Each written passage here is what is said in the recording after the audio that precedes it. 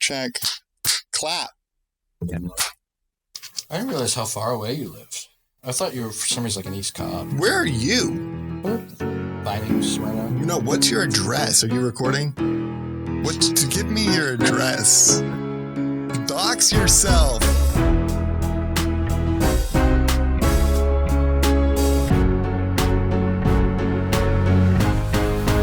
Where are your new tats? I got this one over my hand, which is a new thing I'm doing. I was gonna say you're going layer by layer now. Yeah, huh? So tattoos I decided I don't like anymore because I mean you can either remove them or go to your face. Well, that will happen eventually. Really? What is like your barrier right now? My face, I get, or like my barrier from like not doing it. Yeah, why don't you do it now? Just waiting. I don't know. What do you think you're gonna get? Just I don't know. It'd be like something small, like under my eye. Like the Sting face paint. Yeah, or like the Mike Tyson situation. Yeah. Now I'm not trying to go like full fledged, but like a little thing, you know, like. What was your first tattoo? I got this star up here, in Destin, Florida, on spring break.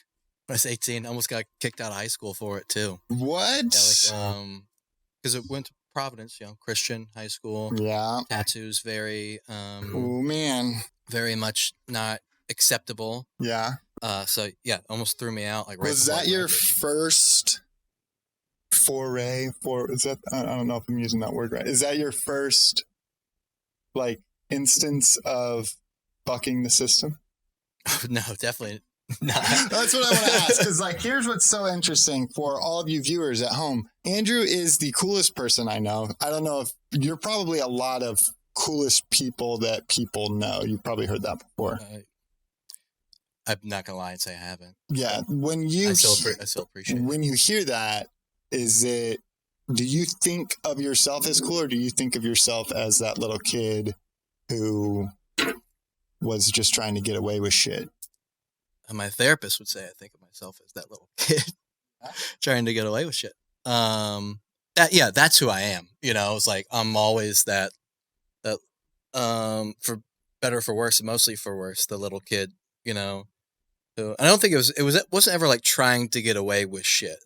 Yeah. It was like the motive, and it was always and I can identify this from the time I was like real little. Like it was always just trying to like express myself and find something unique about myself, do something different, but not in an effort to like do something different and like for the sake of bucking the system. Was like that was the only way I was gonna get noticed or like separate myself from the pack, and in an effort ultimately like to belong. Yeah, I think that it comes with such a level of required confidence. You have to be confident enough to cover your body in tattoos, to, play lead guitar in a rock band, to, you know what I mean? That like there's a certain energy that you have to have in order to be that type of person. And I think what it seemed like in high school, you just gravitated towards people that were also in that same mindset. Yeah, but they weren't people I knew. Like I didn't have a circle around me. Like I wasn't like with the skateboarder pack, and like we were all like doing that thing. It was, I was too small to play sports.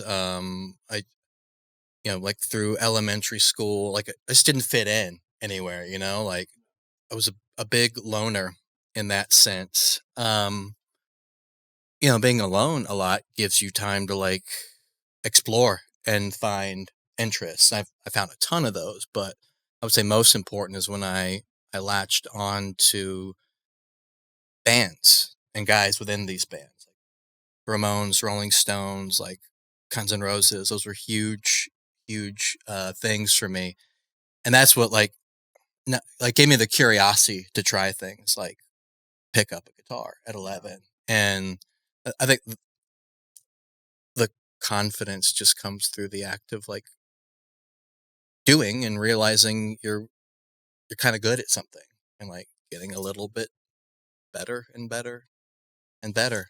Do you enjoy the act of getting better?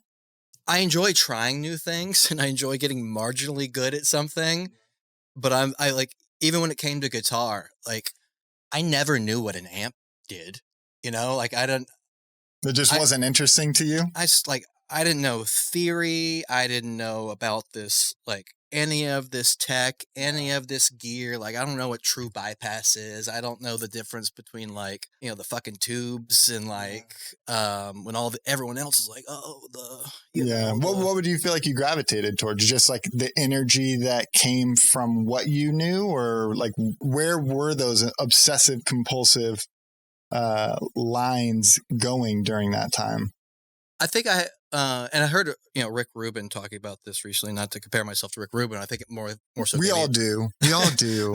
maybe like been like, no, it's okay to like frame things in this way, because he's like, I don't do anything. I'm not good at anything.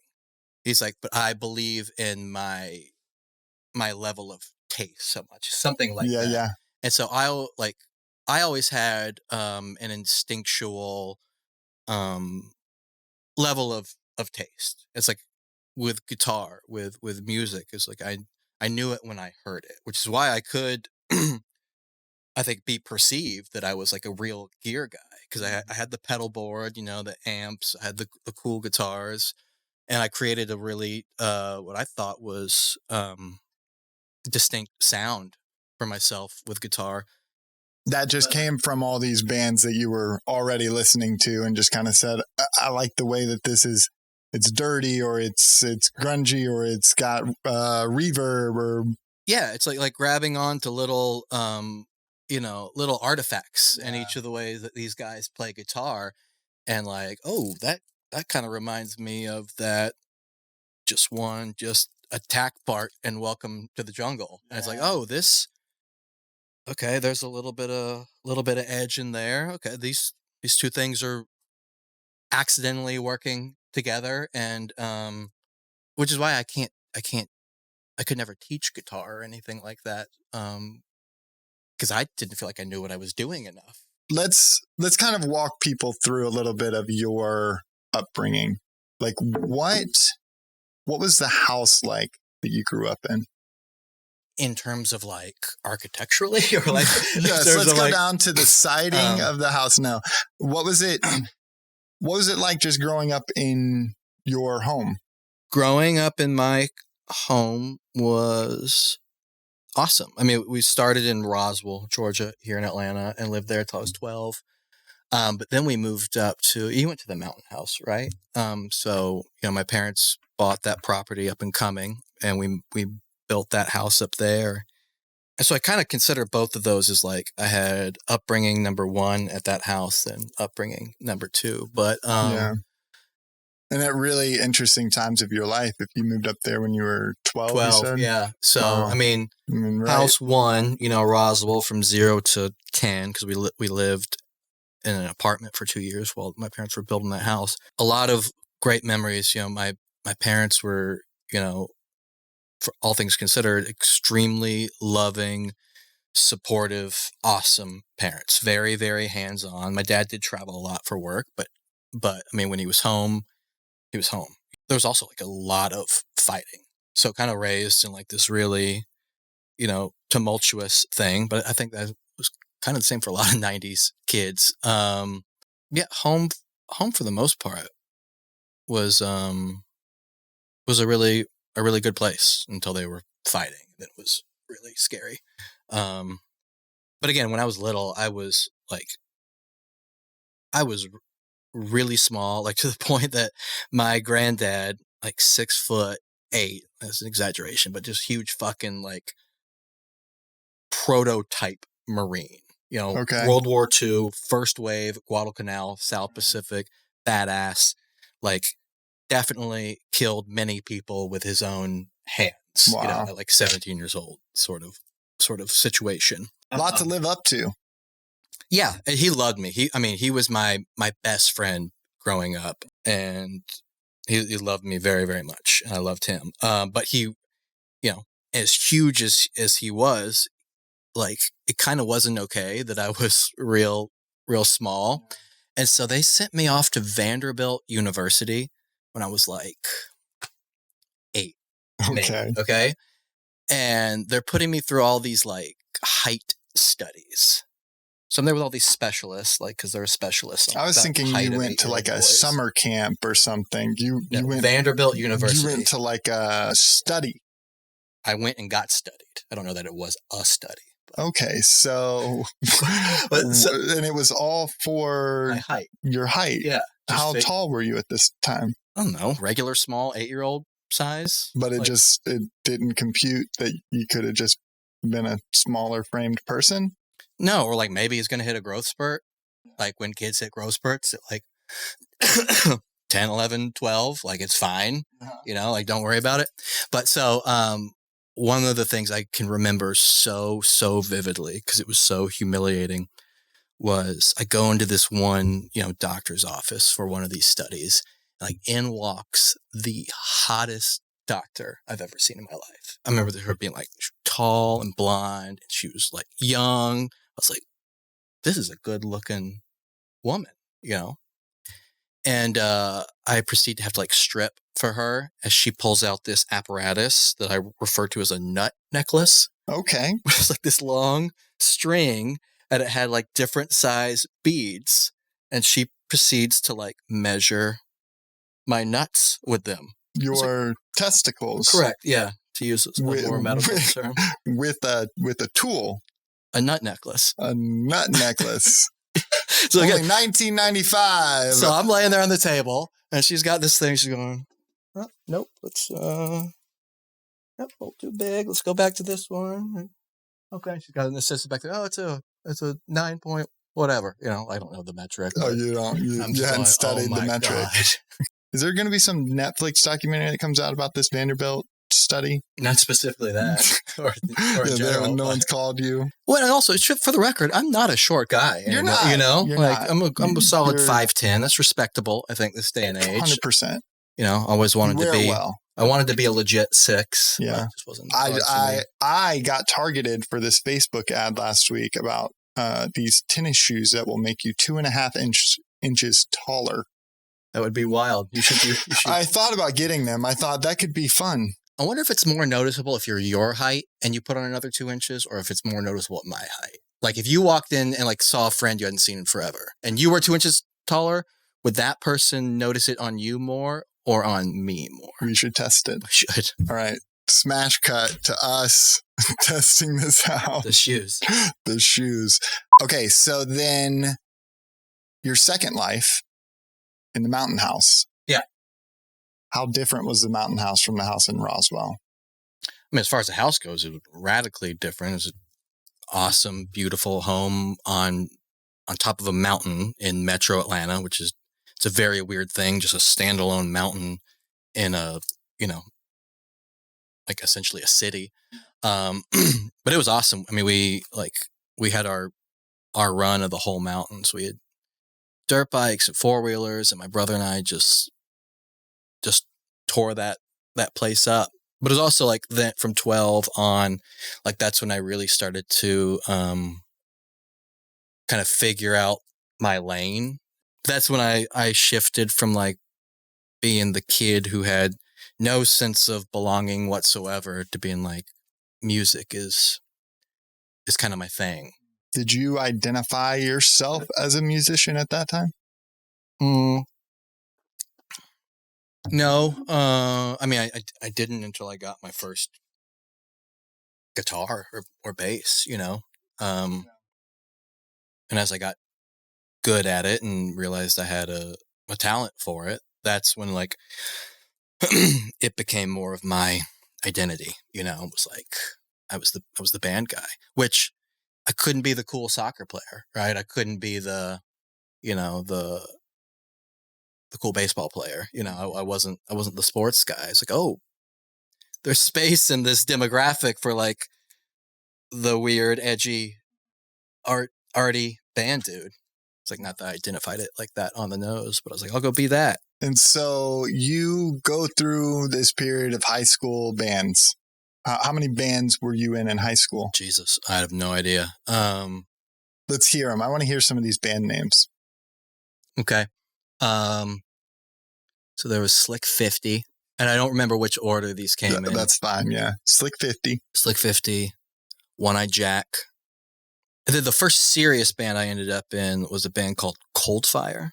Cold Fire. Yeah. Based out of Milton High School. What year was this? 10th-ish grade. So I would have been... Like 99? It would have been like 2000. I would have been 16, which was weird. I was really old in high school. I got my driver's license. Graduated last year. Yeah, I'm fresh out of high school. Fresh out of high school. I killed the ACT. Headed to Georgia State in next May. Cold Fire was my first serious band. I was in it with these guys that were older than me. And then after that is when I met like Andy Hall at my high school. He was a few years younger than me and just started. So he and I started, a few different things here and there. Then those evolved into all these other things. And then we had like our rival bands in high school. Like pushed each other? Really pushed each other. It was a real like... so you get to basically claim most of Manchester Orchestra success. Take full credit. Yeah. I made you! Yeah. No, we were in these, like, it was legit, like, these rival bands. Like, we had this rivalry that was so, like, potent. So, like, the Jets and the Sharks? It's like Oasis and Blur. Ooh, I like that. The Lilburn, Georgia Christian High School version. Well, I mean, you can't help where you came from. It's true. I'm sorry we can't all be from the UK. Yeah. We're not all cool playing Liverpool bars. Oh, like, yeah. We have to play it. Half Christian, like, halfway houses. Youth groups. Yeah. Could your peers like both bands? We could, but you kind of rode with one or the other. Really? Yeah, like you kind of like shit. Like you could cool. Like both, but like that's so cool. It's like if you like I'm a Hawks fan and a Lakers fan, right? So I'm gonna root for the Lakers when they play and root for the Hawks when they play. But if the Hawks play the Lakers, I gotta go Hawks. So what would happen at the Battle of the Bands? Was there ever a Battle of the Bands? There was, but not one they played in as well. They weren't allowed to play in the one we played in. We did one at the Masquerade. Oh, man. We did one at the Masquerade, and their parents wouldn't let them do it because it was the Masquerade. Really? But we were allowed to do it. The Masquerade is a local Atlanta bar. Venue. Thank you. That separated their rooms into 3 levels. There was heaven, there was hell, and there was purgatory. Heaven was the big one. Mm-hmm. Like Nirvana played there, Radiohead played there. It was a legendary spot they tore down. I played Heaven when I was in high school. Did you? For 0 people. I played there for 0 people before. I played there for literally 0 people. This show was actually tight. Like there was a bunch of people there. Man, a good Battle of the Bands can bring out a crowd. You got to do like a solid. It was like 3 or 5 songs. It was enough to like really get a feel like 20 for minutes. And we got second place. No way. Yeah. Congrats, dude. Yeah, it was really... If I'd have known that, I'd have been more nervous coming into here. It was really important. What was the name of that band? That was Love You Loud. Love You Loud. All one word. I still think that was That's a great one. Great band name. Great band name. Yeah, so the band, the rival band was Love You Loud versus East on Autry. That was Andy's band. And the other thing is, members would leave one to go the other. No way. So that would cause a lot of drama, It was funny. It's really funny in hindsight. It caused so much drama. How did Andy end up? I have no idea where he might be like doing accounting or something now. All those guys, they end up just falling into that insurance world. No, he's doing fine. When you were younger, did you know that you were never going to fall into that world? Maybe.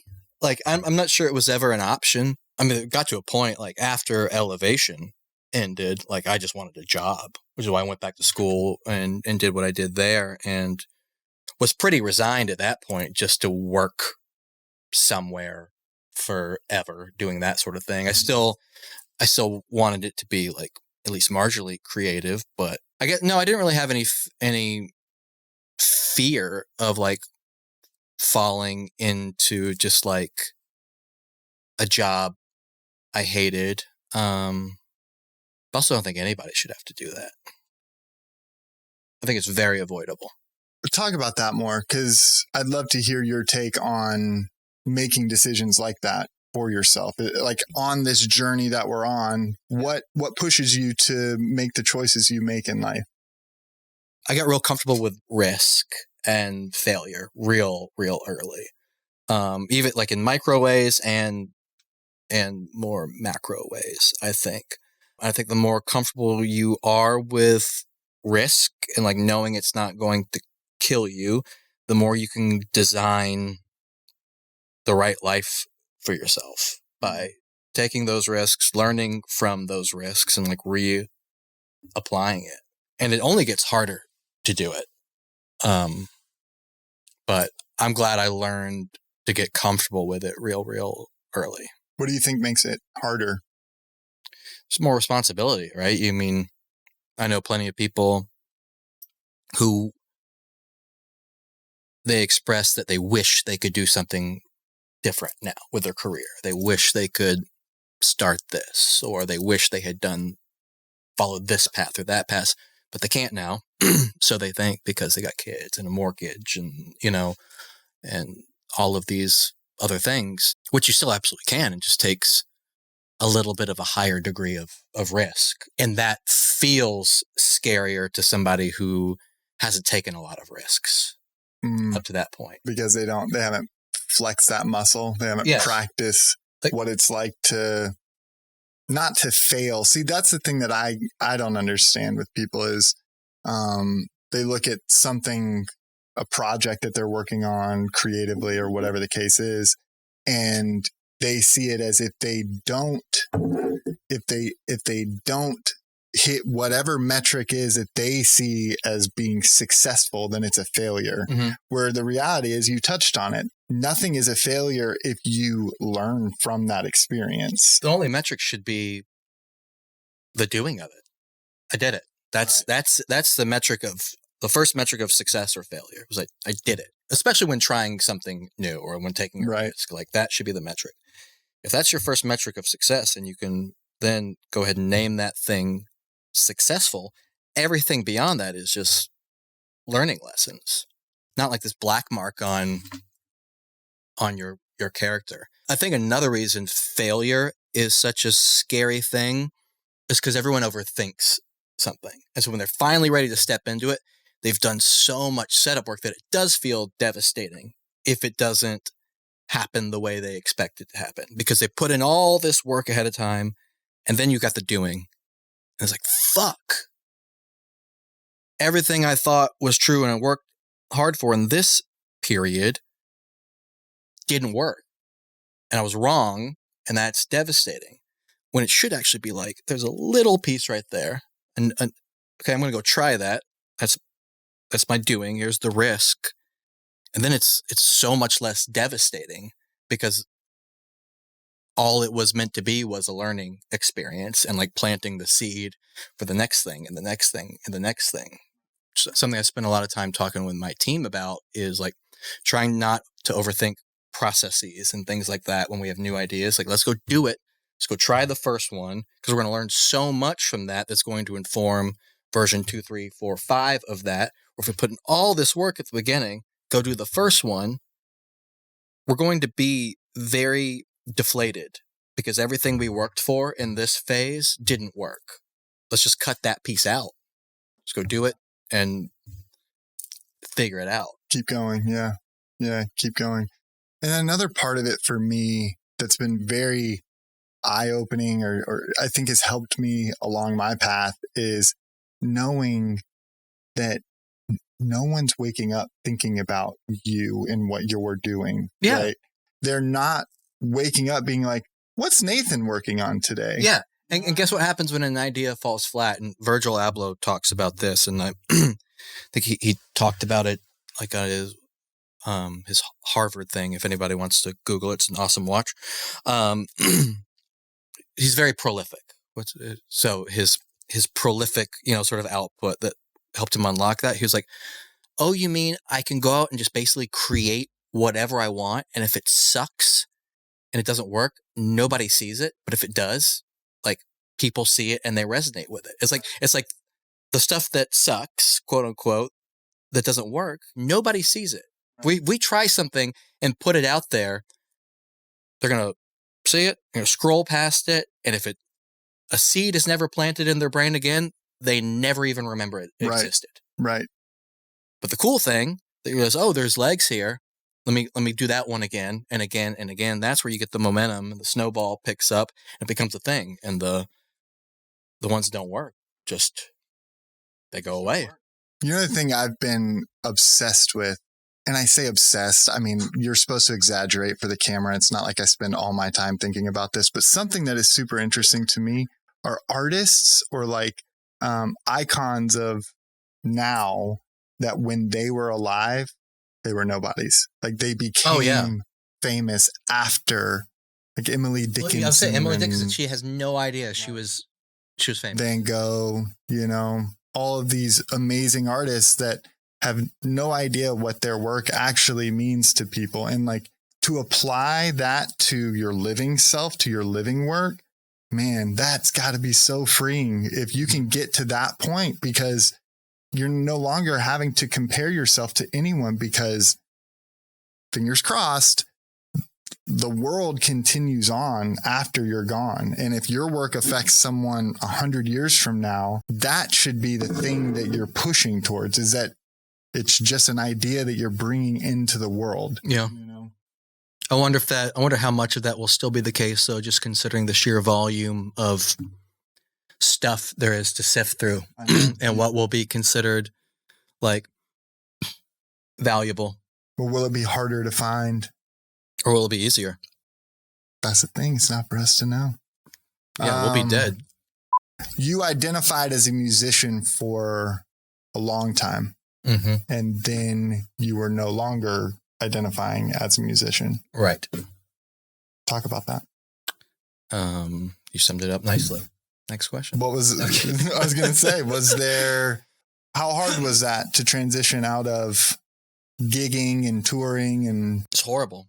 I've been through a lot of really, really hard things in my life, and that's up there with the top 5, I would say. I mean, you know, it's a long story to get to the end of the band, but you know, the band I was in with my best friends, we made it farther than 99.9% of bands get. And, you know, I've got a lot of great friends who are in that 0.1 that we came up with. And we got to do a lot of really cool shit, a lot of amazing experiences, made some music I still believe in for the era that it was. And so when it came to an end, it was too devastating for me to restart or like keep going in some capacity. Try something else in the industry. And sometimes I think about that a lot. Like if I had just kept going, where would I be now? Because I have friends that did that. Their projects failed and they kept going, you know? I didn't. I just didn't have it in me. I felt like life was kind of slipping past me. I was getting, you know, into my upper 20s, which at the time felt really, really old. And so like I mentioned earlier, like that's when I was like, okay, I just need a fucking job. Like I need like I've been living like at the poverty level, even though we've like had some modicum of success with this band. It still was never financial.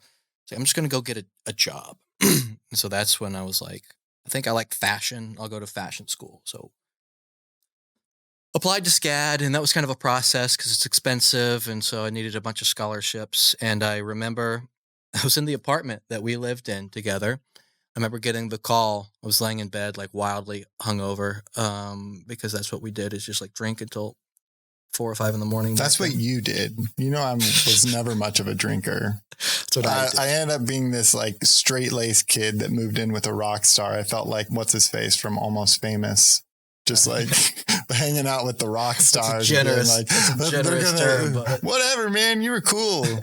But I remember getting that phone call, like that I'd gotten accepted and all the scholarships, and I remember that being devastating because I was like, I knew I had like made the decision to shut the door on that thing and like, go do this other thing. I had no idea what this other thing was going to be, if I was going to like it, if I was going to find fulfillment in it, if I was ever actually going to get a job or anything like that. But I knew I was closing the door on the thing I had the only thing I had ever wanted to be in my life up to that point. I'm talking from the time I was 11 years old until, this was 28. I didn't struggle with like, what do I want to be? Like, ever. Like, it was always guitar player. Always, always, always. It was easy. So it was a huge sense of loss when I decided to basically put that aside. And you knew that was the moment, like that, or is that just that kind of stands out as the moment for me that I made out. the decision?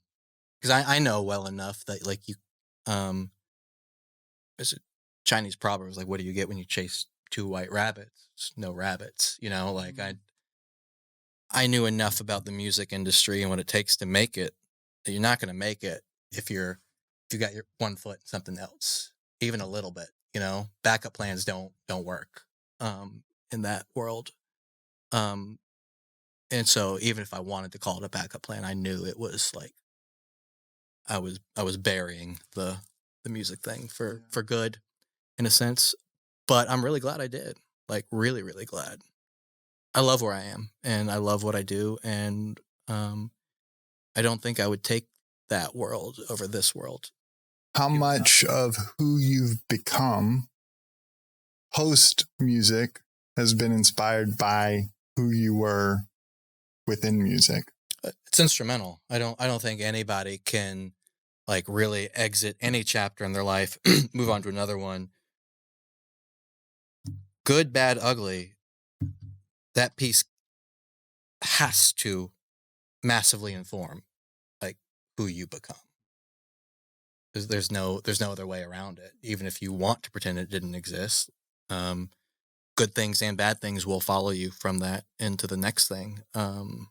It's still a massive part of who I am and who I become, and I learned so much from it that I apply almost every day. That actually ends up being a very unique way of solving problems.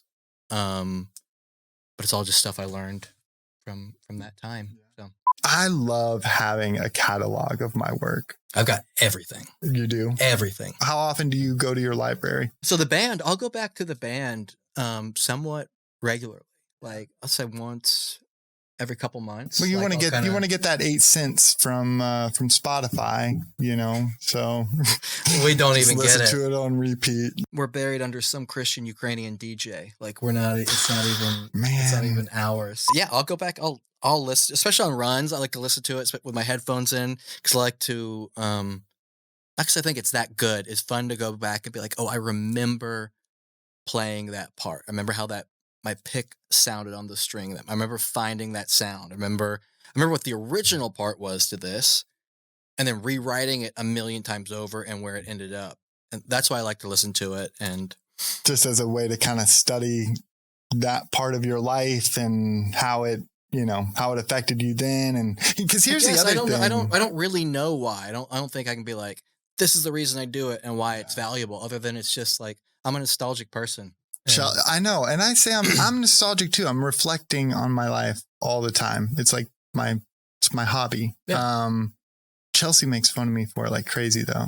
I get made fun of it too. She's like, you self-indulgent piece of because she's, they just don't understand, Yeah. I like listening to your bands on runs too. Oh, thanks. Your BPMs were really good for slow runners like me. Plug yourself. What do you do now? What's your day-to-day look like in the world of Andre Averso? After the band thing ended, I went to fashion school, right? But I realized pretty quickly, like, I wasn't going to get a job learning what I was learning. So I knew my brother was a graphic designer. He had a really good job.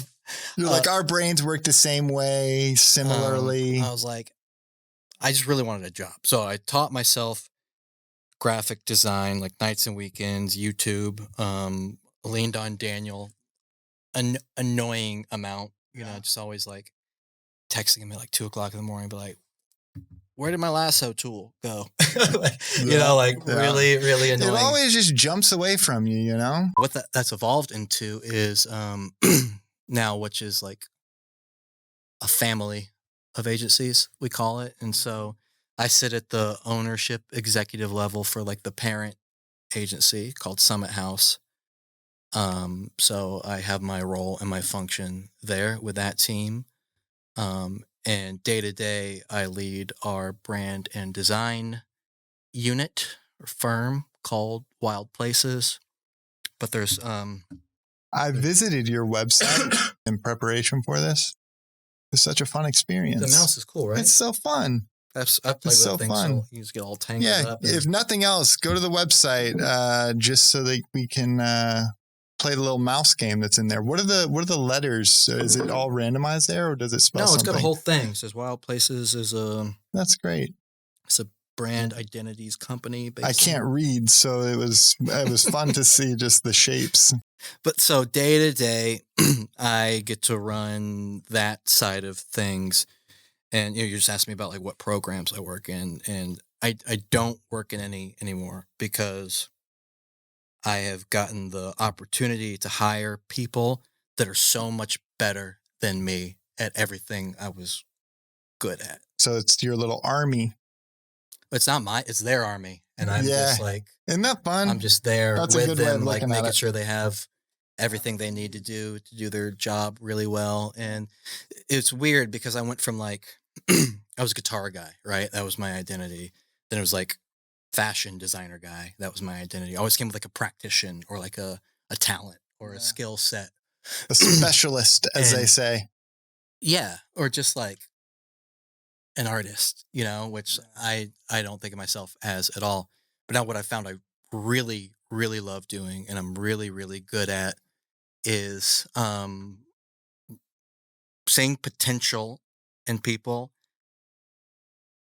setting them up for success, and putting them around other people that are of the same like mind, and like serving that greater whole. And that's what gives me like more fulfillment than I would have ever been able to pinpoint a long time ago. It was like the thing I ever want to do. So when it comes to like traditional creativity, I don't do a lot in that anymore. I have my side projects like the hot sauce company and the running brand and these things that like those are my designs. But in the day-to-day client work, it's like I don't give design feedback anymore. I don't give copywriting feedback anymore. I ask them to defend it. Is it right? Do you believe in it? Does it hold up to our objective? They can say yes and tell me why. At that point, like anything I bring into the conversation is just personal preference, which doesn't really, that's not something I'm trying to move forward through this. You know, I'm trying to champion them. So what's your favorite part about what you do day to day? Favorite part about what I do day to day is the points of connection I get to have with my team or clients, and solve real problems and kind of see the light bulb go off when they can see the problem being solved for them, and when they feel really, really taken care of. That's my favorite part. That was the question, right? Yeah. Good. That's a great answer. Yeah. Let's talk about being a dad. Let's. You became a dad at what age? 33. Yeah. I'm 39. She's 6. Yeah. 33. How much influence do you think, that played into the type of dad that you are? I don't know whether it happened at 33 or 25 or whenever. If I would have ultimately ended up as a much different dad. And I say that like even when Emma found out we were pregnant, like I wasn't stoked on becoming a dad. Like being a dad wasn't something that I ever identified as like, that's ultimately what I want to be. Yeah. It wasn't It wasn't a destination for you at any point. It wasn't a huge goal. If it happened, it happened. Sure, I could. You want to have a kid? That sort of. I mean, that's kind of the impetus of how I had her, to be honest. Did you want to do it? Did you take on the New York accent when you? Yeah, got real down and dirty. But and I'm really grateful for it, because if it was left up to my timing, which that's what it was, I was like, oh, my career's not in the right spot, or this isn't right. It was never going to be right, you know? And so I'm so grateful and glad it happened when it did, because now being a dad is my first and foremost like identity. It's the first it's the first thing I identify with. Marginally more mature at 33 than I was in my 20s, but I wouldn't say a ton more. I still don't know that I am, which might be one of the things that makes me a fun dad. What was it like, that transition from, you know, the person who lives for himself to the person who no longer lives for himself? No, I mean, I think that was pretty instant. And maybe more so as just like what I always thought a male should do, right? Is like you kind of put yourself the altar of your family, and you make sacrifices for them, and they become first. So I think I very not instinctually was like, this is what you're supposed to do, and so this is what you do. Like, I remember the first thing I did when I found out we were pregnant was figure out how to get us out of the loft we were living in, that I loved and was beautiful and amazing and kind of a dream place to us, but it wasn't going to be the place to raise, especially a newborn. So literally the very first thing I did was figure out how to get us into a home. You're talking about like bond, and I know a lot of dads, and I even had this experience with my son. It was like a lot of dads, they don't feel anything for their kids, early when they're born up until, sometimes 2-3 years old. Like a lot of guys don't want to talk about this, but I have had friends like I felt nothing for my kid until they were 2. I think there's a lot of hard things for dads, especially in the first year. It's like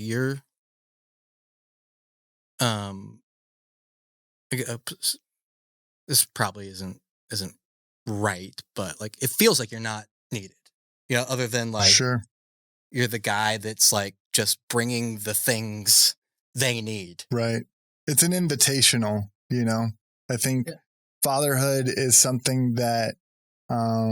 And it's not that it's that it's on the mother to provide that invite, but Chelsea and I talked about this a little bit. Her transition from having, for the record, Chelsea had just like the most glowing pregnancy you could ever imagine. Like she felt great, and like her bump was perfect, and like she glowed all the time, like glowed. Is it glued? Mm-hmm. Glued constantly. Sounds terrible. She got to this point where she realized that this was coming to an end, and she was going to have to start sharing her, but I think it is something where, there's that transition period into coming to grips with the importance of what you bring to the table as a father. And then from there, it's a varying degree of action that's taken from that truth. Does that make sense? Yeah. Dude, I know every fucking word to Frozen. Wait till 3 years from now. Your catalog of Disney princess shit is going to be massive. Like Emma and I play this game. We'll play it in the car for hours. She calls it the guessing game. But I just start to give context clues about a princess. She's blonde. She lives in a tower. And Emma has to guess who it is. And the thing is like my knowledge of it has gotten so deep. It's like I know the princesses that share enough through lines that I can trick her. I can make her think it's a different princess. So it's And she'll be like, I've got it figured out. She'll be like, oh, it's Rapunzel. I'll be like, nope. It's not. Oh, and she'll be like, her mind has gone. Like, what the fuck? And she says that out loud. Yeah, she says that. She's got great vocabulary. Then I'll throw like the curveball in. She was raised in Arendelle. Oh my God. It's Aurora. Nailed it. It's Aurora. You tricked me. See, but isn't that cool though? Because that requires investment on your part. It's not like, oh, it's a princess. I don't know why all these impressions are a New Yorker, but I don't even know it's a New Yorker. If it is, it's really bad. Well, that's I think why I can lean into it. No one can be offended by it because they don't really know what it is. You just went to New York like a few weeks ago. We'll say a period of time ago because I have no idea when this will be coming out.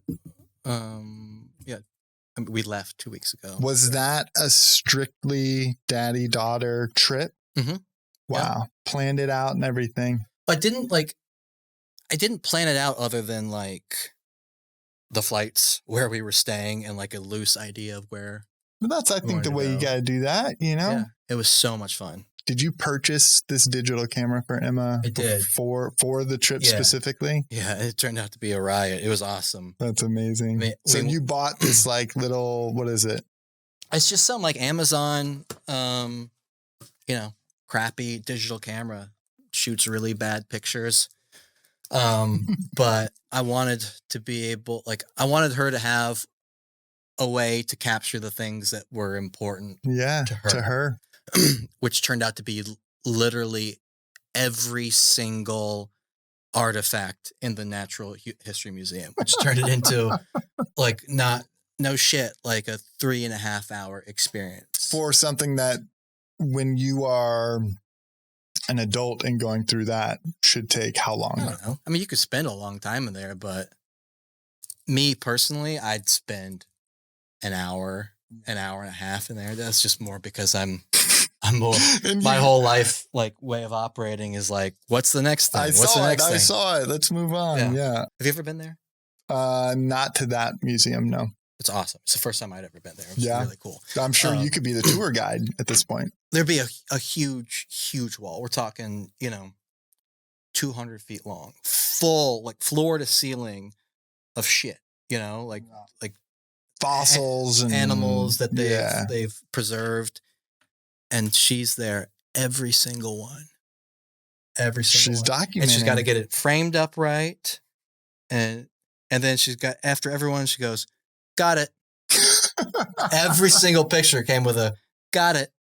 It was such a joy. She was just talking to the crew? Me, I guess. I mean, you're her best boy, Moving on. Next set. Yeah.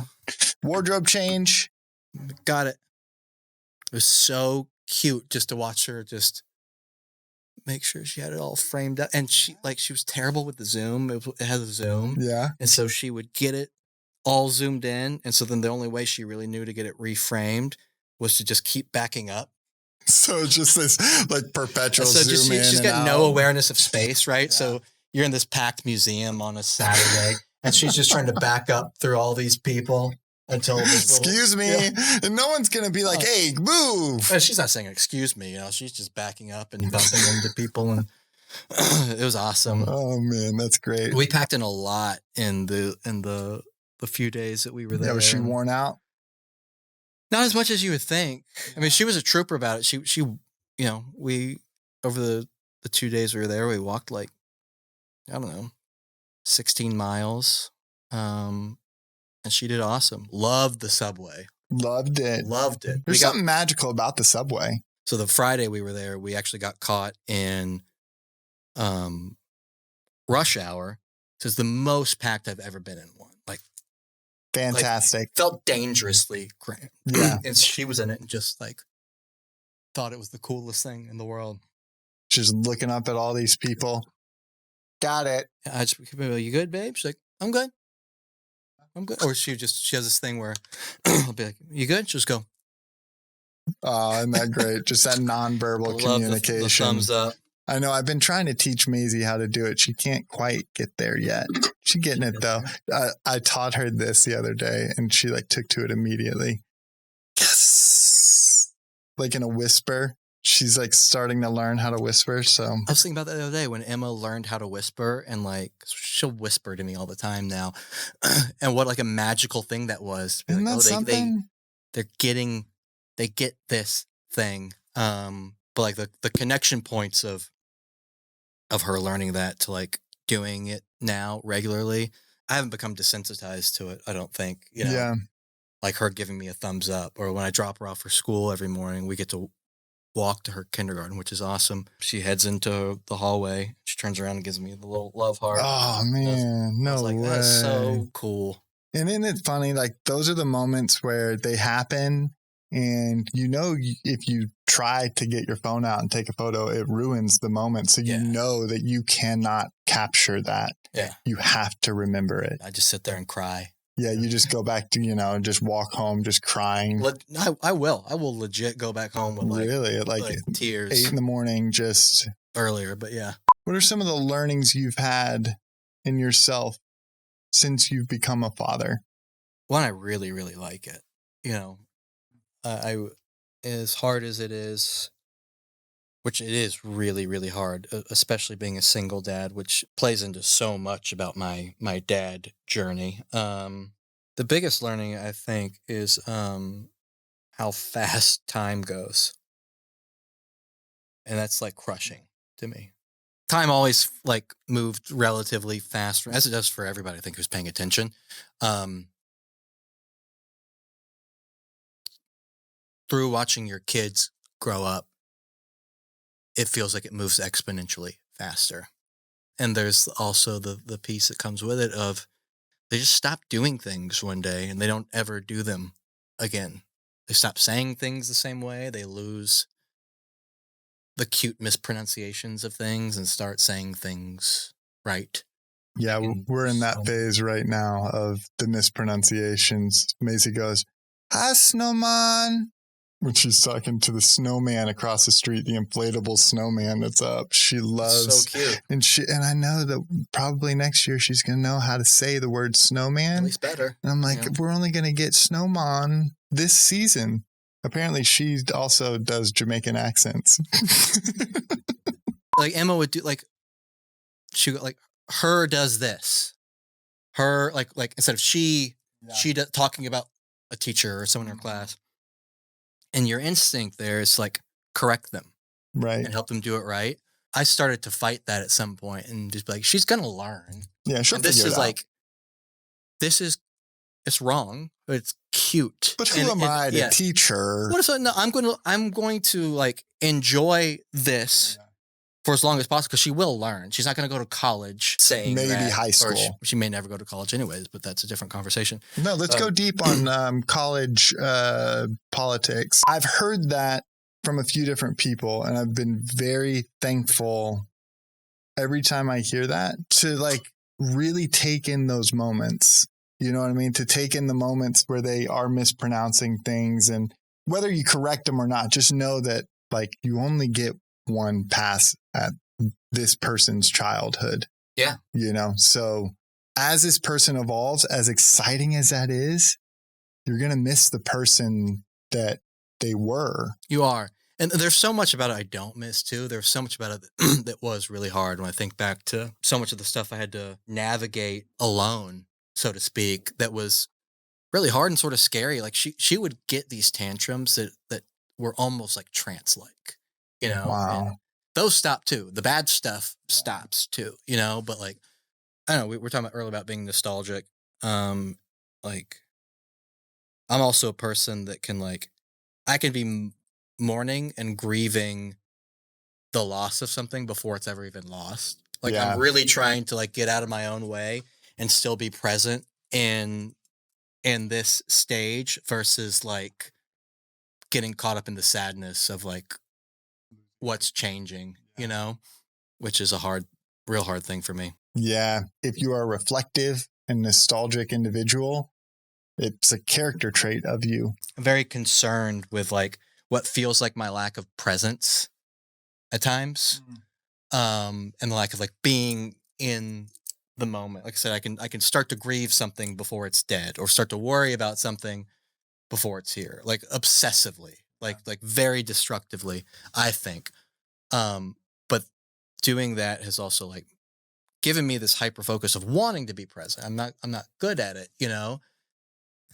And the point that was made to me was that's kind of the very essence of being present in a way. There's so many people don't even think about that, even to the degree that they'll have awareness of it. Like even the awareness of not being present is in itself presence. So that was a bit comforting to be like, oh, maybe all of the mental anguish I take on and the grief I feel about things even before they happen is actually a manifestation of my presence in something. Right. Understanding the importance of a moment is a big responsibility. Yeah. You know? And so as you grapple with the knowledge of only having one shot at all of this and wanting to take in as much as you can, it can lead you down those paths of hyper focus on things, time blindness, not really. Like for me, so much of that comes in to play when I can tell myself that I'm being present, but in reality, I'm just like documenting my presence. Not meaning that I'm, you know, throwing it out on social media and finding validation in that. But I take a lot of photos, you know? And so like I think there's a balance to everything. I don't know if I hit it every single day, but I want to make sure when I'm feeling that moment where for me as a man of faith, I can look and just say, thank you for this moment, right? That I've been given to be present here. And then I whip out the phone and try to document it and try to do the thing. And it typically falls apart. But I think I wrestle with that because I understand how important it is to remember things. And I just want to have something that I can remember it by. I think it's interesting you said that because I think there's a lot of stigma around like put the phone away, right? Like just be present for the moment. And, I'm sure you got a version of this. I keep all of my shit on like Google Photos. And so I get, every day it's like, it has like a series of things for me to look at. I'm always so glad that I have that video snippet or that picture, because it brings me right back into that moment that I was there for. And it can be the most innocuous, simple thing. And I'm glad I have it. So there's a balance of it. It's like, like get the thing you think is going to be memorable or grab enough context so that 2 years from now, you'll be like, I'm glad I had this. Like, let that be enough. Right. You don't need a picture of every single gift on Christmas morning. You don't need a 20-minute video of the whole process, but grab 60 seconds, or grab a few of those so that a few years you go by, you can come back and be like, I'm really glad I had this because I remember this and it brings me right back to it. But I was also present because I got it. I checked that box. I have comfort now that I've preserved the memory. Now I can be in it. But more times than not, I'm stoked I have way too many photos. Me too. And to me, that's how I apply that type of mentality to it. Because I know now I've got enough context. We've got a shared album of Maisie's entire life. The very first photo in there is basically me, selfie in the mirror, on the way to the hospital to have a baby. And then from there on, it's been just like, I think it's over 1,000 photos at this point. There's only like... That's it? I mean... It's the cream of the crop, meaning what I do highly curated, but it's the stuff that we don't put on social media. It's reserved for the 30-ish people in Maisie's life that I would share these moments with. What's really interesting now is she's so active that it really just has to be all candids. But I love taking those types of photos. Yeah. I love documenting that and saying, okay, if you want to have this moment, you have to be radically intentional with capturing it because she may only give you that look for 2 seconds and she knows what a camera is now. Yeah. So it just is challenge on challenge to try to hit the, where you can document that photo or document that moment. But I know my future self is going to be so glad that it can just hop right back into this. Oh, you will, especially like, she gets into 4, 5, 6. Well, think about where we are. I mean, look back at 2 and be like, oh my God. Think about when they're 30, 40. Well, yeah. I was going to say, like, your daughter's going to be so grateful she has this album, like, to go through. Like, I would kill for something like that. I mean, my parents have it, but, it's physical albums, that aren't all in one central location, that also don't capture, like, just the simple innocuous moments. It's so much easier for us to, like, pull out something and just grab a quick video. And my dad, you don't have 27 in a disposable camera. Exactly. You don't have this huge thing to put over. Yeah. But I also think what's really beautiful about the way our lives were our childhoods were documented is the fact that there was an intentionality that came with that too, Yes, for sure. I think there's also a lot of aspects of that though, that like ultimately, like, they don't show the real childhood. If I was throwing a tantrum, my dad's not going to whip out the over the shoulder thing, pop in a tape and be like, let's grab this. Yeah. Yeah. With Emma, I could be like, this is weird and fucked up. It's all kind of funny and maybe a little bit cute. And I'm going to grab 15 seconds here, then go back to dealing with it. So I've got the good, the bad, and the ugly from her childhood. Not just like with me, I've got Christmas morning and a birthday party, and maybe like some random days that was like happy and that fun. All of a sudden gets taped over by you and your buddies when you're 13. Oh yeah. Recording shit, not understanding that you're just like taping ruining over preserved memories. Well, that was up like for us, like we lost everything we had from when I was like 0 to 5. It was all stolen. What? Yeah. By whom? Almost everything. Somebody in like a Virginia hotel parking lot. It was I don't know the story or why I was traveling with my mom and my brother and literally all of our family keepsakes through Virginia, but we were just whistling along the van hills got of Virginia, and they stole everything. And so like that whole part. So your whole, I mean, we're still like a thing here and there, but for some reason, someone else just has your childhood memories. So if you have them and you're out there, this is full, you have full clemency. Oh yes, right word? I think so. Yeah, clemency. Yes, you get off scot-free. Yeah, we just want the media back. Maybe it looks like a younger version of me. Okay, let's put up something on the screen for reference. You can send me a childhood photo. It's this boy. A cute kid. Do you see a lot of yourself in Emma or in your son? I don't think Emma looks like me. No, people say she does, but I don't see it at all. But outside of that, I see a lot of myself for sure.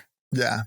She cannot hold still. Kid, like, cannot hold still. How has that affected your relationship with your parents now being on the other side of it and being like, oh, this has its challenges.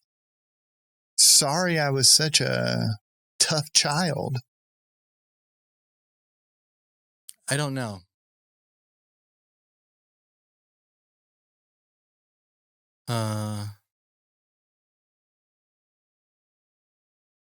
I don't know that me being a parent has brought me any closer to them, and because like we can bond over that. Is that not where your conversations go? My dad isn't a very nostalgic person. I think he is, but it's just not something he talks about a ton in like day-to-day stuff. If we're having an intentional conversation on something, he will for sure. But it's not something that comes up often. So when it does, it's special. Like the other day I was at their house and I was there with Jack, my son, and like playing with him a certain way. And he's like, I remember doing that with you like it was just yesterday. But like those moments are rare-ish. Do you feel like it's necessary to know your parents in that way? Or is it just not as like formidable for it to come naturally? It would be awesome. I know there's only so much I'm going to get, like there's only so many times you can try and break through an exterior to like pull something out of there where just like you've kind of gotten what you're going to get until they're ready to give more, that it's like, I don't know, it's not this like ever present like quest for me. And I think because I'm a single dad, 2 different kids, 2 different women. There's just a huge disconnect between how my parents parented me and my brother versus how like what parenting looks like for me. There's just so much like at times I've stopped going to them with challenges because I know there's no way on earth they could ever get it. And the response I'm going to get from them is not going to be productive to the point of like making me angry with them, that it's best just to like leave it where it is, I think that's part of what evolving is, right? Like it's knowing that your circumstances are vastly different from their circumstances and like trying to coexist within that. It's like I can express a challenge I'm having to my mom, right? She'd be like, oh, I remember those times, your dad would be out of town for 3 days and I'd be left alone. It's like, you still don't get it. Nobody's ever coming back. Like, yeah, you were left alone with me for 3 days. Dad was off at work. It's hard. I don't have somebody coming back at the end of 3 days, right? I don't have the person who's away who I can be on the phone with and be like, hey, this is really hard. Or this is really great. This is what happened today and I want to share it with you, or like I'll be talking with other dad friends. But yeah, the wife is out of town. So I'm, living the single dad life this week. Like, no, you are not. Yeah. You don't know what that life is like. Are not. Is it hard to exist in a world that doesn't understand what those challenges are like? I find it really hard. And the hard things aren't what is like what you would expect the hard things to be. The hard things aren't like, it's always like figuring out the regular stuff, meals, dinners, tantrums, navigating issues. That's always hard, but you learn how to do that stuff. And like, they get sick and you got to handle it by yourself. But that's kind of the only way. And also to give Emma's mom a lot of credit. I mean, she is very helpful. We co-parent very, very well. But there's still so much of it you're alone for, right? But you learn how to do that stuff. And the hardest thing for me is, I think, you really want to share this with somebody who cares about it as much as you do, and nobody ever will other than the other parent.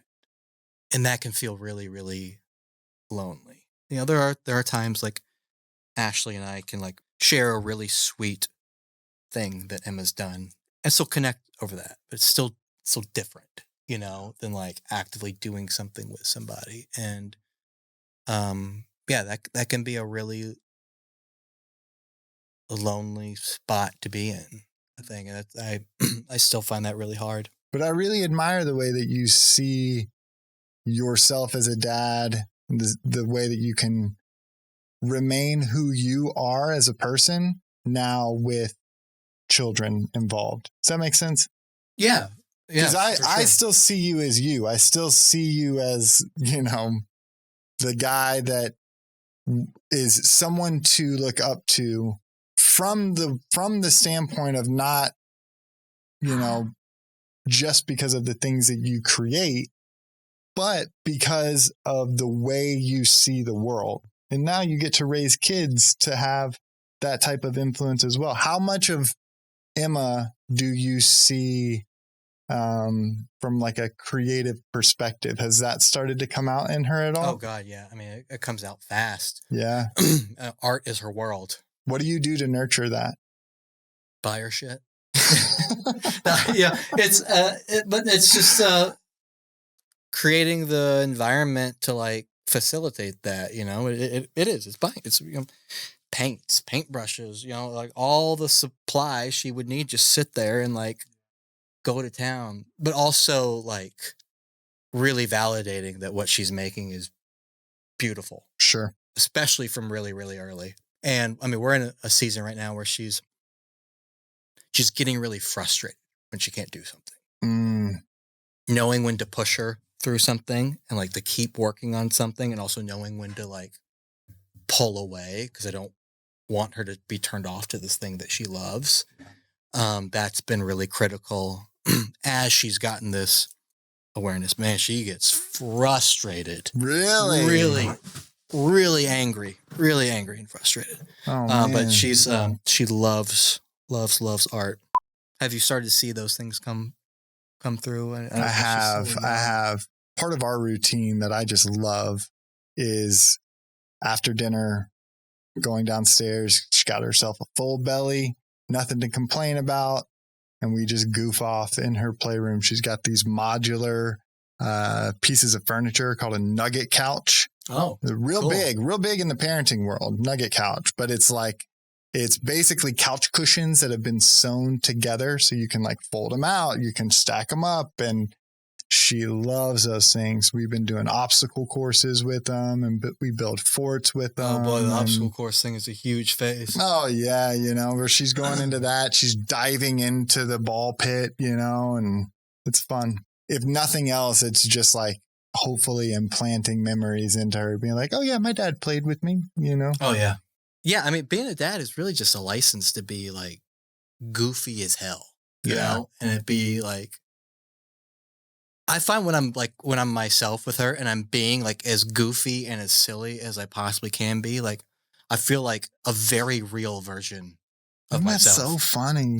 That's great because I feel that too. Like the other day I grabbed Maisie and like we dove into the ball pit together, and you know, I was doing these funny voices and stuff, and Chelsea's like, you really are just like a big kid. And it's like I'll cram myself into like a princess dress, you know, like a big one that she without even her asking. You just like I'll walk around like, what's the problem? Like what? Like, and she'll just be dying laughing. I'll be like, what? What is it? You know, and like, and she'll be like, it's on your body. I'm like, what? I don't see it. It's this thing. I'm like, how'd that get there?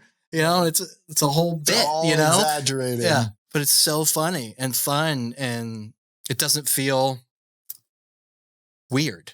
There's something about that innocence where you just say, like, if you don't lose that part of yourself, right? Like if you can hang on to this part of yourself that the world does its best to strip away from you, you can hang on to that. It's going to serve you really well in parenthood. Yeah. Because your kids are great audience members. That Rick Rubin book, he says like everything we do in life is designed to beat that child out of us. It's all about like continuing to find that and like give space. I hate that term, giving space. Such a white girl. I need that space. Hold space. I need the space. Intentional, create, you know, like space. Just being able to still be goofy and have fun. You know, it's like, it's really life-giving. You're a good dad. Thanks, man. So are you. I feel like I didn't ask, like, I had so many questions I wanted to ask in return. That's what this is all about. So fast. This is why it's this whole podcast thing is going to be a whole thing, because we got to keep catching up. Yeah. But we have the space to do so. We have like 20 whole minutes. So we're going to cut here. There we go. All right. Cut. We're done.